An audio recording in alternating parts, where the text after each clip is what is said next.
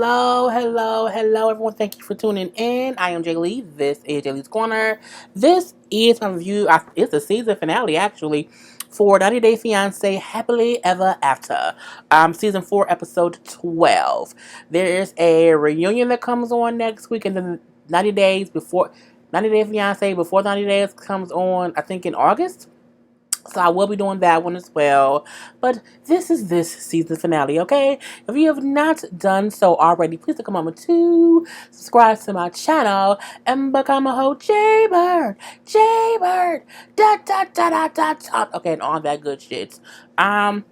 Announcements. Okay, all of my videos will now be uploaded the following day. Okay, YouTube has not been sending out notifications the right way. So any videos, any shows that come on like on Monday will be up Tuesday. I'm uploading all videos starting at 8 a.m. until 10. So, it'll be 8 a.m. whatever video, 8:30 a video, 9 o'clock a video. So that's how I'm going to upload them. So that way, y'all always know that I have videos up. Because if you come to my channel at 11 o'clock every day, all the videos that's going to be up for the day will be up. So that way you're not having to check my channel different times of the day. You already know they're going to be there. Okay, they'll be already scheduled to be uploaded. Even though I'm asleep at 8 a.m. But they will all be up, and that's going to be my schedule for my regular shows. My lives, of course, will pop up here and there. Gossip chats will be up Friday nights at like 10 p.m. and all of that. But that's the easiest way I can kind of stick to a schedule, and so that y'all, the J Birds, know when my videos will be up. So again, the following day, like this, I'm recording this right now. It's 2:44 in the morning. This will be up tomorrow at 8:30. So Monday at 8:30 a.m. Well, you will see that because you see what time it is. But, pass the word around. Okay, let's get it started. So, first up, we have Nicole and Azan. And so this picture they showed during the episode, and I had never seen them two together because I did not see their season. But this picture made me laugh my ass off because it was when they were talking and she was like, "We had sex." And that was his face when she said it. It was like, one, don't tell anyone we had sex. Two, did we really have sex? And three, I think we had sex. It was just the weirdest face. And they kept showing him. And when they would show him, he would just look like he just kind of wasn't interested. So I feel like she's just still, catfishing herself, in my opinion. So she is talking to her, she's on the computer, and she was looking for flights to Morocco, her and her daughter. And she is still being delusional, saying she's going to fly to Morocco, they're going to get married, and, this 4 times the charm, and all that craziness of it all. And so she's found a little ticket or whatever to get her to Morocco. And it looked like the ticket cost like $1,800. It was like 17 some change. I zoomed in. Or at least paused and like looked real close. So, she then calls him, "Hey honey," like, "Hey, what's up, whatever," you know what I'm saying? And I booked a ticket to Morocco. He's like, "Oh, I can't believe you did that." I know, aren't you so happy? He's like, "Yeah, I can't believe you did that." You know what I'm saying? "Did you miss us?" "Yeah, I miss y'all. The house seems so empty without you and May here." I'm like, "Well, how long was May and her? Like, was they there long?" I feel like I feel like they've been gone longer than they were ever there. My opinion, but whatever. Anyway, so he say he can't wait for them to come be there, and she said she can't either. And then they say, "I love you." Girl, this is just, I just can't. I just cannot. She is so delusional. Like, even though he's saying these words to her, it's still, girl. Anyway, her mom comes up from the chit chat with her for a little bit and said, "You've used basically all your money for these tickets or whatever. Like, how are y'all going to survive and like pay for stuff? Like, for money, for food, for clothes. Like, how is that? What y'all gonna do? Have y'all decided how to like survive there?" And then, she's like, "Oh, mom, don't worry. We'll be fine." You know what I'm saying? "Don't worry about it." She's like, "Oh, well, I guess y'all can, like, use money from the store. So this store that she been lying about, that he said out his own mouth, she gave 6,000, he gave 500 for this store that they told her parents was what they were gonna do to make money. So she then say, well, the mama say, like, Nicole never wants to discuss this store. Like, she just doesn't like talking about it or whatever. So Nicole then admits, so Mom, there's no store.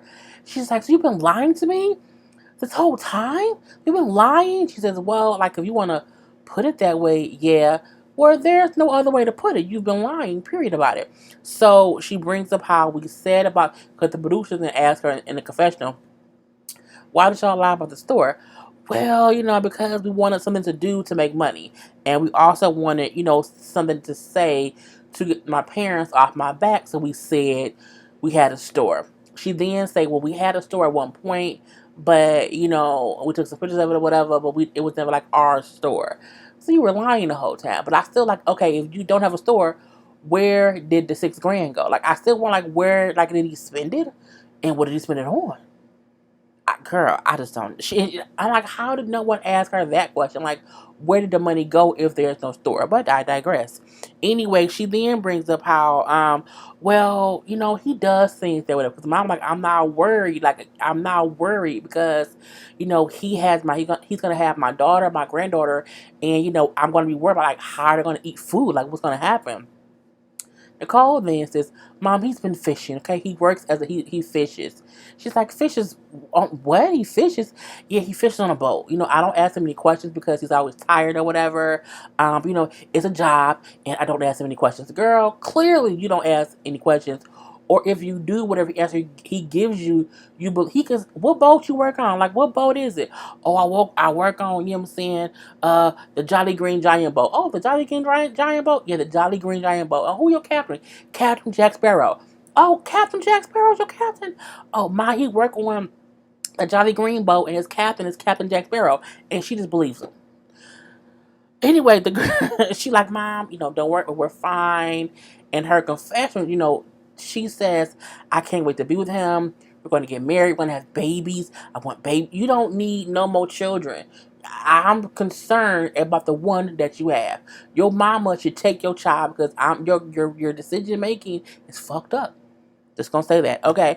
Anyway, her mom, like, he lied too because we asked him about this store, and he lied and said it was. That's like, one, he lying, my daughter lying. It's just a whole bunch of just foolishness going on, and who knows what's gonna happen. So we then see it. She says, I feel like my daughter life is in a tailspin. I just don't know when stuff is gonna just crash and burn. It then says 2 weeks later. So 2 weeks later, she canceled her trip to Morocco, and they say she is not returned to Morocco at all. Girl, hopefully she realized that she was getting punked. She was getting punked, catfish, hoodwinked, bamboozled, and led astray all by herself. Okay, and I feel like Azan always looked like he can't figure out if he caught in a matrix or not. I think he's still trying to figure out. Did I take the red pill? Or did I take the blue pill? Like, which? Where am I? Am I in the matrix? Morpheus, am I in the Matrix? Yeah, yes. Okay. I feel like he's just looking to figure out if he's in the fucking Matrix. It's just the weirdest thing. So Nicole asked to just ass out, and she ain't went nowhere. She ain't been nowhere. I hope she got a refund for the 15th time, girl. It's just some bullshit. Pedro and Chantel. I almost don't care about Pedro and Chantel, mainly because they have a whole new show coming out. So I feel like, girl, what does it matter? We know the story gonna continue with both of y'all, in what, a week or two.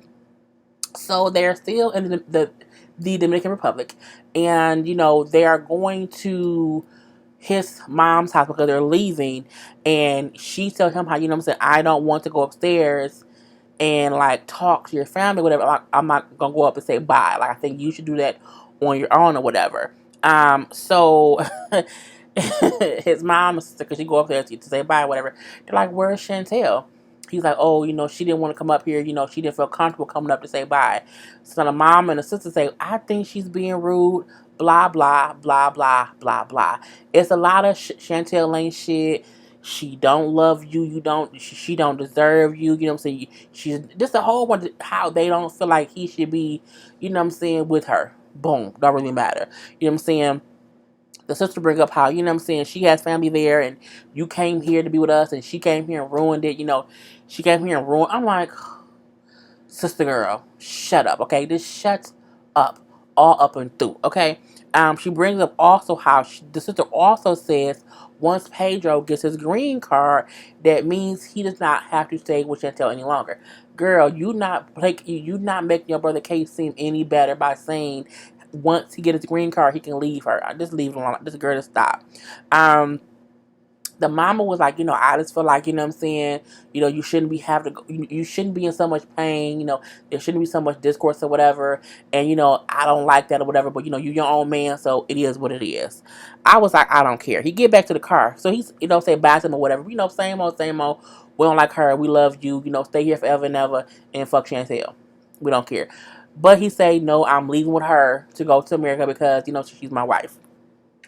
Now he get in the car back with Chantel, and he brings up how he's upset with Chantel for having him leave the DR in a bad place. Okay, he's like, I'm upset that she did not want to go upstairs to say bye to my mama and my sister. I was like, brother, she don't like them. Not only that, they don't like her. She was smart not to go up there, because if she had went up there, it would have been some kind of argument. So she did the best thing. They beefing, bro. Leave it be. Leave it be. So, he brings up how the only reason he's even going back to the U.S., or that he's even in the U.S., is because he's married to Chantel. But you knew that when you married her. Okay? Anyway, we see they back in the States. And back in the States, she brings up how he is back to his old ways, always playing video games, not talking to her, just like ignoring her or whatever. Pedro, what's wrong with you? Why are you acting like that or whatever? He say how he is still upset because I feel like you don't have any manners, and that's why you didn't go tell about my people. I'm like, Pedro, your people don't like her. They don't like each other. Why are you making it seem as if Chantel is the only one with issues? That's not true. Not true at all, but I digress.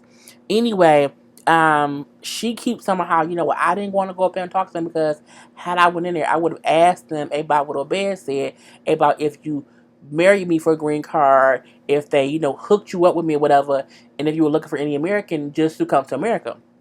So, I didn't want to go up there and have that conversation. I would have asked them if that was also their plan. So, I'm like, the same conversation or whatever, she then again asked him, did you marry me because you love me, or did you marry me to come to America and make money to send back to them? I'm like, why can't it be both? Why can't he love you but also want to send money back to his parents? I don't see an issue with that.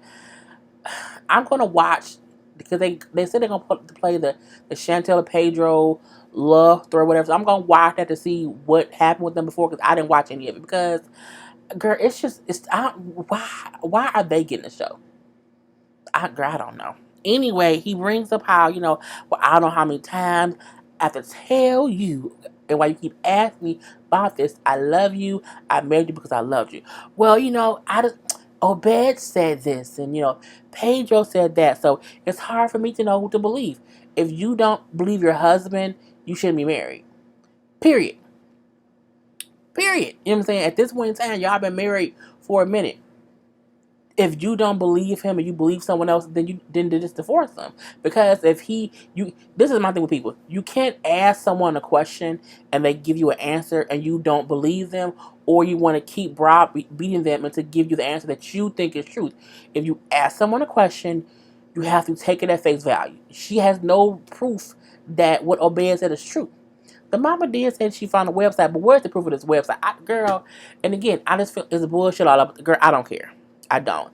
But I feel like if you doubt your husband, get a divorce. Okay? But you can't keep having the same argument for the same reason if you not going to believe one person or the other. Because if you don't believe Pedro, then you believe Obed. And if you don't believe Obed, you believe Pedro. You can't believe them both. That's just stupidity. That's insanity. But I mean, I think Chantel's a bit insane. Anyway, he like, look, I'm tired of going through this or whatever. You know what I'm saying? I came back with you because I love you, whatever. And if you, don't believe me, whatever, he said, go find another guy, go be happy, and forget about me, okay? Because when I get my green card in 10 years, you know what I'm saying, it will be over. Don't threaten me, Pedro. Don't do that. Okay? Don't do that. You know what I'm saying? And she walks away, whatever. You know what I'm saying? Don't say shit like that to me. And she walks away crying a little bit.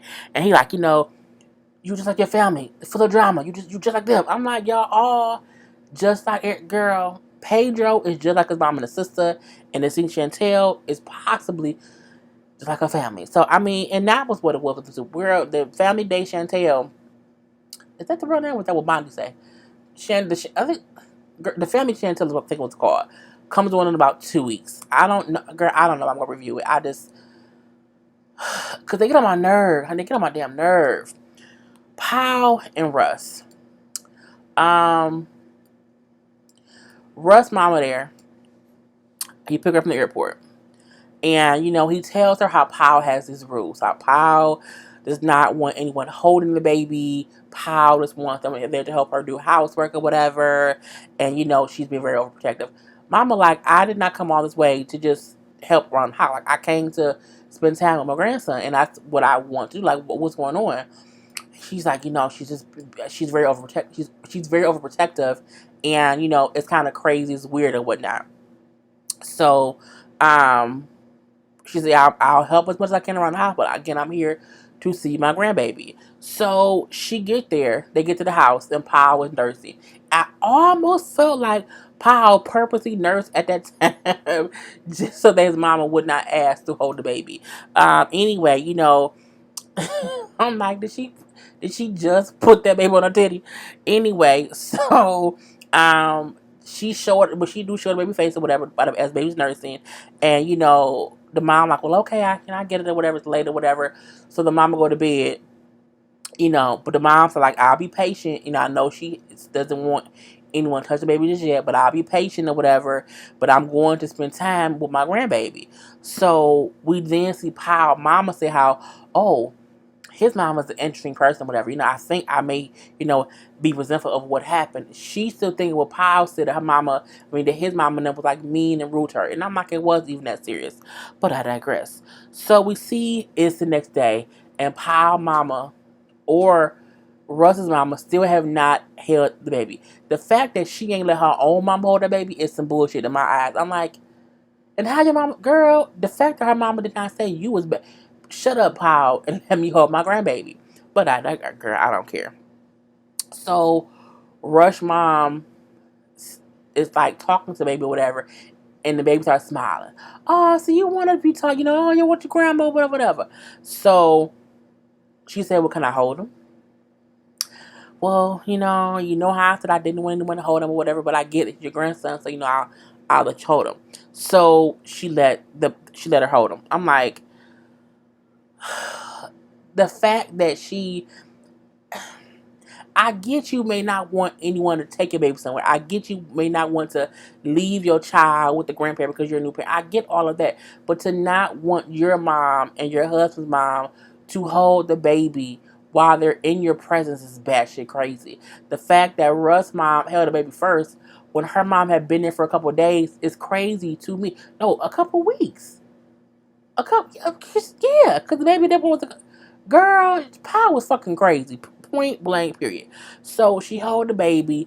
Her mom didn't say, I haven't held him either. Oh my God. And Russ, I'm like, oh, we can share him. So she's smiling. The grandma sitting up there, whatever. Now Paul start crying, saying, oh my God, to see you guys sitting there with my son, like it's just, this and this, that, or whatever. I just don't get why she felt like nobody called the baby. I'm like, girl, whatever. She then, tell them to let Russ hold the baby. I'm like, well, has Russ held him yet? I'm still fucking confused. So when Russ told him, Russ is like washing dishes or whatever, and like drops a pot, which scares scares Paul, and oh my God, Russ, why would you do that? He's like, well, I'm doing it by myself, so it's okay. I just dropped the thing. So it's like dishes in the sink. So now they're arguing because he dropped something which scared her, and she felt like, well, you ain't doing stuff. I'm looking like, y'all beefing already? Already, girl, it's not good when you're already beefing. Anyway, we do see how Russ' mom say she wished she spoke Spanish because she would want to speak to Paul's mom because she feels Paul's mom was so nice. So as Paul and Russ is arguing back and forth a little bit, you know, it was weird because Russ' mom then went and got the baby and held the baby. And they both, Russ mom and Paul mom, said to both of them, like, y'all need to stop arguing about stuff. Like, it's just crazy, you know. And I like how Russ mom said, Paul, you have to understand, that is my son's child. And you can't think that he's not going to also want to protect his child. Like, don't think for 1 second he won't protect him too. Like, it's his son as well. Paul really act like she had him on her own. Like, Russ had no parts. And, like, it's really just her child. She gonna leave him about 3 years. I only because I don't know. It's something in my spirit says she's gonna leave him about 3 years. Um, but Russ said how, she always snapping at him or whatever, and how the baby has brought them closer, but also makes them argue even more. So it's just a lot going on. But both of their moms say to them in their own way, like, y'all need to stop arguing, if nothing else for the betterment of the baby. Like, y'all arguing over nothing or whatever. And Pal, you have to realize he's the father. You can't, be just acting all crazy.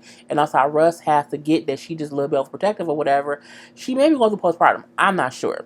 But, I'm like, girl, it's just some bullshit. So we then see the moms are gone. They done left for the time being. Gone back home or whatever. So Russ and Paul go to the beach. And, it's like the baby's is a couple weeks old now. And, Russ is back to work now. And so Paul is at home a lot with the baby. And so at the beach or whatever, she brings up how she wants her son's first language to be Spanish and his second language to be English. I think, no, teach them both. Let them both be his first language. She brings up because no one in her family speaks English, and so she wants her son to be able to talk to her family. And I think that's great. I think that's great, but I think he needs to be bilingual because his dad is American. So I don't think make Spanish his first language. Just make sure he can speak it both ways. So that way he can, and that's a great thing to have him speak both languages or whatever. But I don't think one should be first. I think he's both. Because she kept saying, "Oh, you're Latino. You're Latin." I'm looking like, but he's also American. I think she wants to take the baby and run, but that's just me. Anyway, she brings up how it was so good for me and the baby to be at the house or whatever. And Russ was like, well, I'm happy to be at the house too, spending time with my family. Like, why would you not act like I'm happy to be here? Well, because you're always gone, work or whatever. You travel so much. So it's just me and Axel, we're like always in the house together. He's like, look, I have to travel. I get paid more money when I travel. Well, I think you should find a new job. He like, I tried to do that and you didn't like it. Well, I don't want to go to Oklahoma. She really wants him to do whatever it is she wants. And it seemed like he dumb enough to go with it. Not so that you can't respect your wife and want to do what she asks, but I also feel like she doing a little bit too much. You can't want him to just keep jumping through hoops because not happy. She then brings up how she also wants to start back modeling, but I can't do that because I'm the only one who watches the baby. I'm the only one who takes care of the baby. He's like, no, that's not true. Like, I also take care of him or whatever. So they were on. He like, look, can we just have a good time at the beach and like let all that bullshit go? She really has. I really wonder if she's suffering from a form of postpartum to where she is overcritical on just being just an asshole. I don't know. Anyway, because I'm like. If he's gone 5 days a week, and if that was the thing he was doing before you got pregnant, you can't act as if you did not know that was a schedule. And if that's how y'all make money, you knew that before you got pregnant. And I think it's a way to say, hey, your work schedule you're just too busy, and I need you to work a little bit less. And if he can't do that in Miami, y'all may need to move somewhere else. Okay, but he also brought up how we can both want to do things for our that we want to accomplish. We just have to communicate and do it the right way. And they say how they both want to work on their marriage because they have issues right now. Girl, yes, y'all do. Completely. But again, babies cause conflict because babies is a whole different thing. Okay, and it can make things very, very stressful. Very, very stressful. Okay, and that was it for Paul and Russ. Next up, Liz and Andre. Liz and Andre to me was very, very, very, very, very easy. They had the baby. He's very, very, very, very, very excited to introduce his dad to his daughter, okay? Because the dad, for some reason, never came down to the hospital.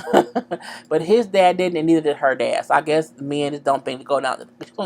She only there for 2 days. So I get that. Anyway, they leave in the hospital. She brings up how they don't have a car seat. She said because Andre ordered a car seat too late, and so it was being mailed, and it just didn't get there in time, and so they had to get a car seat from the hospital, which she keeps calling it a shitty car seat. We have a shitty car seat.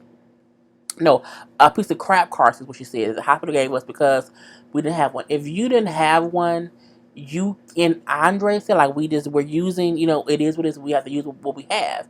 And I feel like it wasn't a shitty car seat. It was a basic car seat. She then say, well, I can't believe the car seat doesn't have, a visor thing to block the kid from the sun.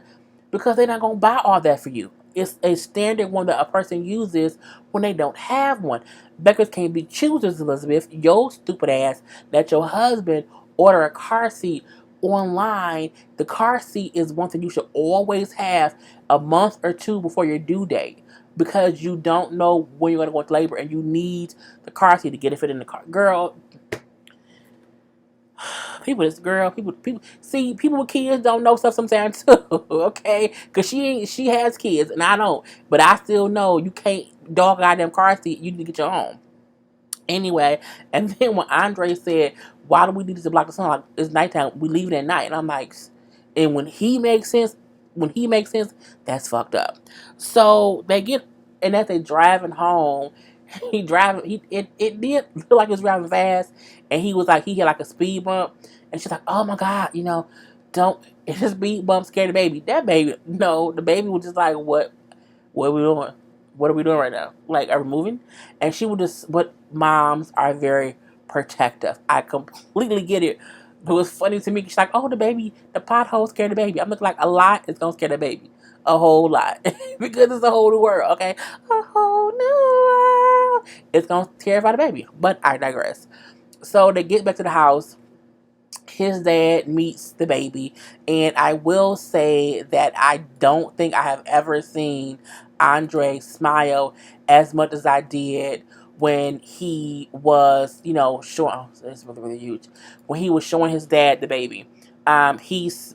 I don't think I've ever seen him smile actually, and the granddad is happy too about meeting his granddaughter. Andre says how it was a magical moment, seeing his father hold his daughter. It was just magical and amazing, and all that he could think about and dream of. Okay, so we then see, her dad came over like the following day, because he had not seen the baby either, and so he came over, and it's the first time he's been to the house, even though he's the one that helped them pay for it. So but he said like, "Oh, it's nice to finally be here. I'm the one that helped you get it." I said this is what Andre meant by the daddy say stuff to toss it in their face. And I'm like, Daddy, you shouldn't have said that. But I get what he meant, but I'm like, maybe not now. Don't say that right now. Anyway, so he holds the baby or whatever. He's like, so you guys having fun? Like, has Andre changed any poopy diapers? And she said, he says that he doesn't really need to do that or whatever. And then he said, I was joking. I was joking. He said, yeah, it's being a parent. It's like, it's a team effort or whatever. Oh, well, did you, Andre asked the daddy, did you change diapers? He's like, yes, I did all of that when my kids were young. Like, I did it all because, again, it's a group effort. So Andre then tells Liz, go change the baby. Go. I'm like, why you always telling her to go do something? Anyway, so the daddy talked to Andre, and he just asked like, so what's your plan? Like, it's a whole new mouth to feed or whatever. Like, what is your plan to make sure that you are able to support and, feed and clothe your daughter and your wife? He said, well, I'm gonna do handyman stuff, okay, and I'm gonna wait. I'm going to, have people do work. I'm gonna do work for people. He don't really have a plan. He keeps saying how he placed his ass online and in the paper, and people gonna call him for it. I'm like, bro, it ain't that easy. Like, it really, really, really isn't. And that isn't any kind of steady income. So he also brings up to the dad, like, I need you to stay out of our finances. And he's like, well, she comes to me about stuff when y'all can't afford it. When y'all can't afford it, and can you just show me like how you plan to take care of the family, and then I'll leave it alone. But she can't come to me and ask for stuff, and then you want me to just keep give and give and give and not ask any questions or whatever. He brings up how Liz is only on leave for maternity leave for 2 to 3 months, and he like, but she won't be getting her commission and she will not be getting her bonuses, so the income is less. It's based on simple math. Andre like well, he said Andre assumes his phone gonna be blown up with all these calls, and that's just not, it's not realistic. And I want him to realize he has to like get up off his ass and like go actively try to seek work, and you can't just sit and wait for people to call you because they saw your ad in some paper.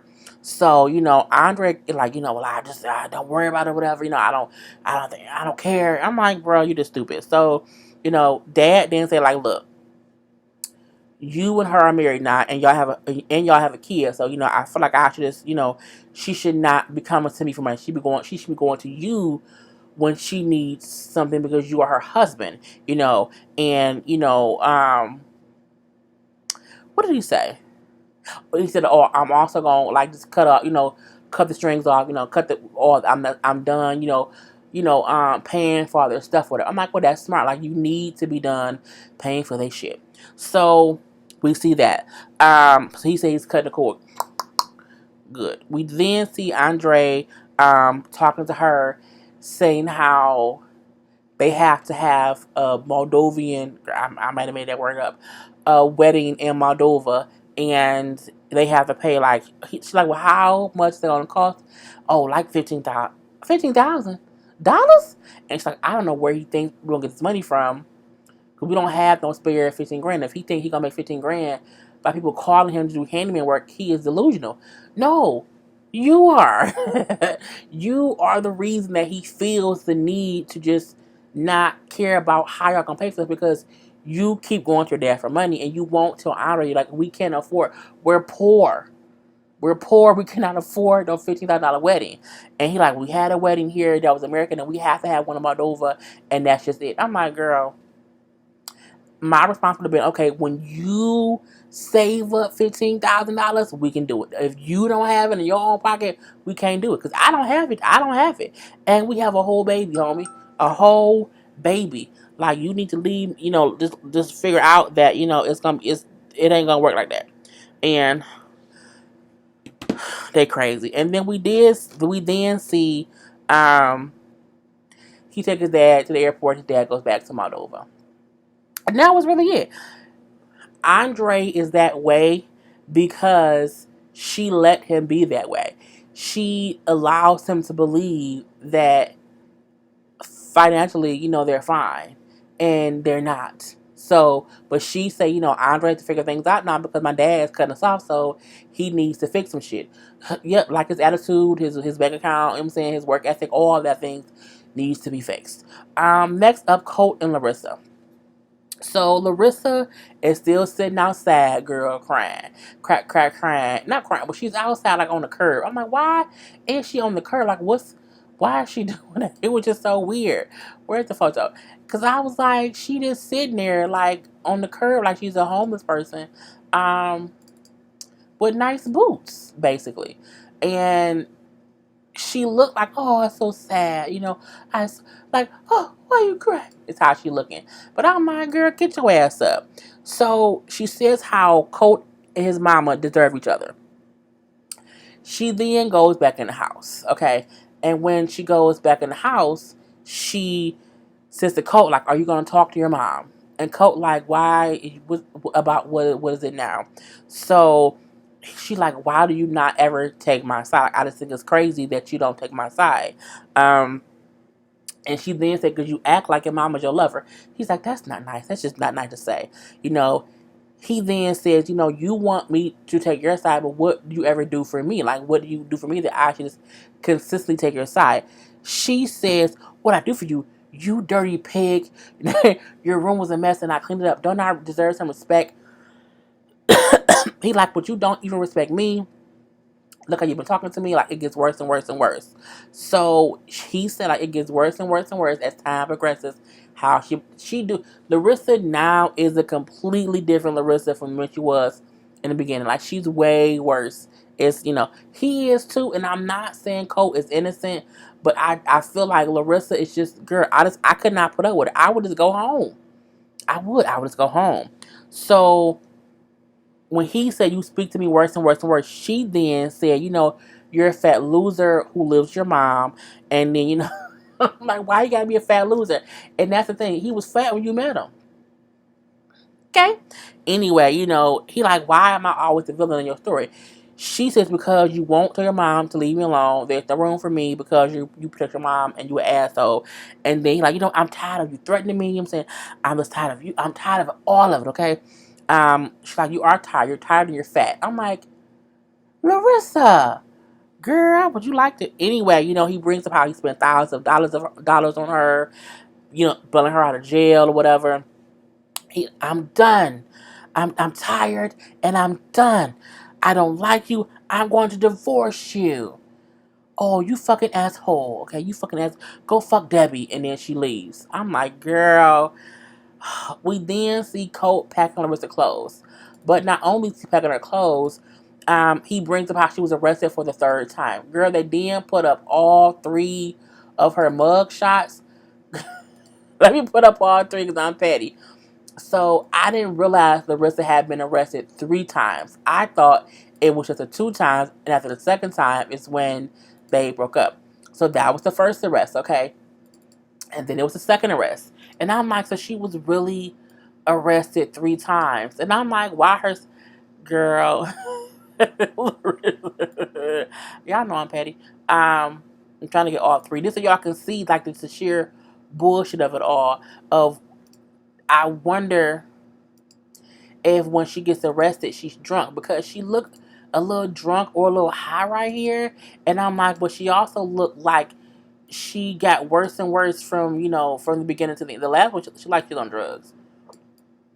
She do. So again, Larissa was arrested 3 times. Those are each 3 of her mugshots. They show each mugshot, and I'm like, but her face looks scratched up on the third one. I think the third one's when they said that she did self-inflicted wounds to herself, and said he did it, and that's why she looks a little bit crazy. Anyway, I'm just like, girl, it's just seemed too much. So he brings up how, she's been arrested 3 times in the 1 year, how they were up arguing. Larissa did not want to calm down. That then woke Debbie up. Debbie try to calm them down, which got Larissa more and more upset. So then Debbie called the police. And when Debbie called the police, Larissa was arrested. At this point in time, he said Larissa called him, begging him to get her out of jail. And he said no. He said, "I'm done," or whatever. Like, I'm up here not packing her bag. You know what I'm saying? I bought her all this stuff and she just wasn't happy. She was just mean to me and I can't believe it.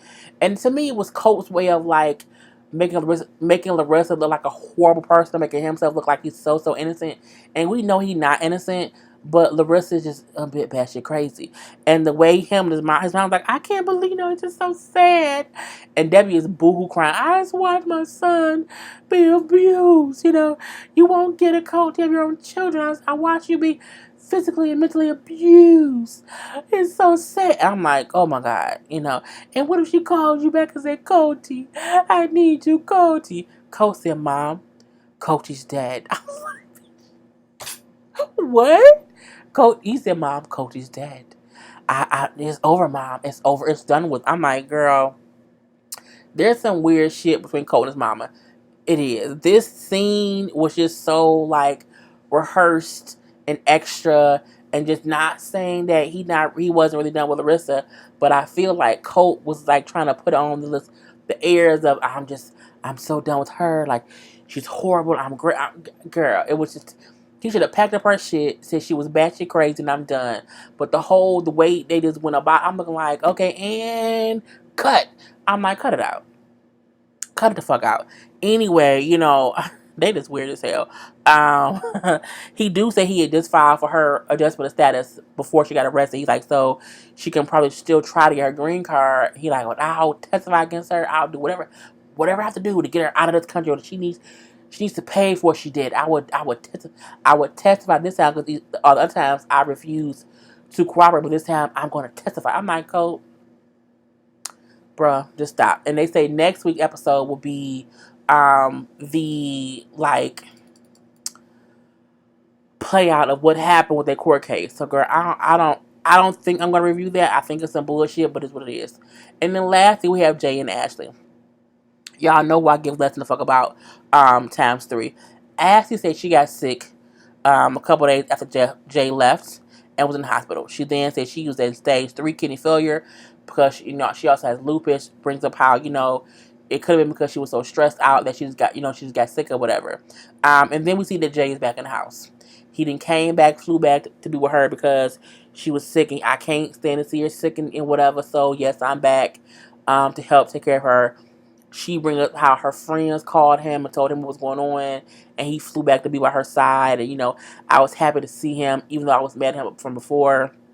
She's like, because he then said he felt like he was to blame for her stress or whatever. She's like, well, no, it was that and this all kind of other stuff too. Like it was a lot going on, and I'm like,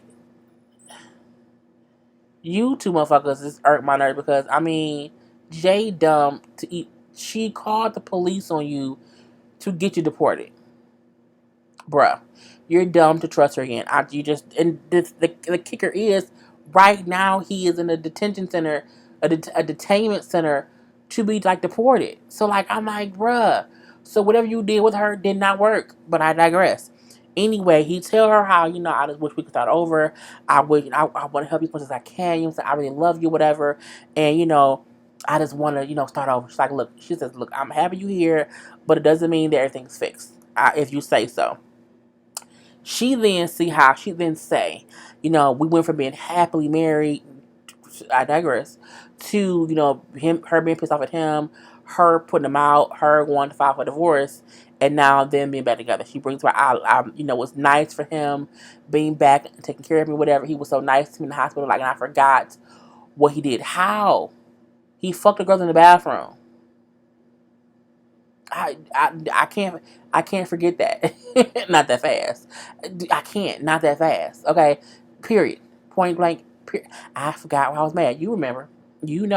Anyway, she brings up, I don't want to give up on my marriage, so I love him and I want to make this marriage work. I'm looking like, bitch, what? You called the police on him and said it was a domestic disturbance and wanted them to call ICE to have him immediately deported and told him you hope he rots in hell. She and Jay go to her lawyer's office and the lawyer like, what is y'all doing here together? Like, I can't advise y'all both because it'll be conflict of interest or whatever. She said, well, I want to withdraw the divorce. I want to know if I can do that. She's like, well, if you want to, yeah. Like, you won't get your money back for what you paid for the fees or whatever, but, we can do that. Like, is that what you want to do? Yeah, I just think I, acted too quickly or whatever, and I want to do that. And I also need the divorce to be withdrawn because I'm going to file for his adjustment of status. I'm looking like, the lawyer even said it seems like Ashley makes rash decisions, but it's on her or whatever. If that's what she wants to do, it's fine, whatever. And I'm like, and that's what they did, and they left together. Girl, Jay, you dumb. You're dumb. She don't, bruh. Jay ain't shit. Don't get me wrong. Jay ain't shit. He's not. He isn't. He isn't. He isn't. However, she called the police and wanted you deported immediately in the night, in the coldness of the night. She wanted you thrown in a jail cell or put in a detention center for immigrants. She told the cop that you were an illegal alien. You were an illegal immigrant here. You stupid to have trusted her, and now you are in the exact place you did not want to be. Okay, but I digress. It is what it is. And I know it was all that foolishness going on last week between Athy and his sister. I know the Athy mama accused him. It was some stuff. I'm not gonna say it on here because YouTube would be real funny. But I seen it all, honey. I don't care. I don't believe half of it, and some of it I do. Okay, but it's foolishness. It's foolishness, and they don't need to be together. Period. Okay, and I'm done. Peace.